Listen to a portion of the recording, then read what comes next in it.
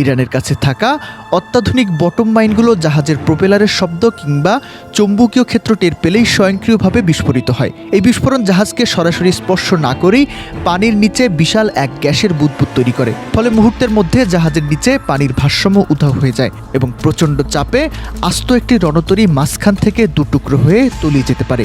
গোয়েন্দা সংস্থাগুলোর দাবি, দ্বিতীয় বিশ্বযুদ্ধের পর থেকে মার্কিন যত যুদ্ধজাহাজ ক্ষতিগ্রস্ত হয়েছে তার ৮০%-এরই মূল কারণ এই মাইন। এদিকে এই অদৃশ্য হুমকি মোকাবেলায় পেন্টাগন এখন বড় ধরনের সক্ষমতা সংকটে।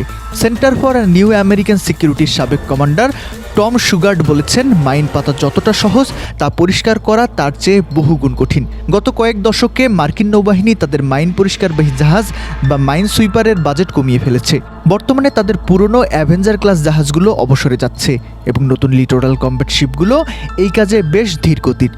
পেন্টাগনের নৌ বাজেটের মাত্র 1% খরচ করা হয় মাইন দমনে, যা এখন তাদের জন্য আত্মঘাতী হয়ে দাঁড়িয়েছে।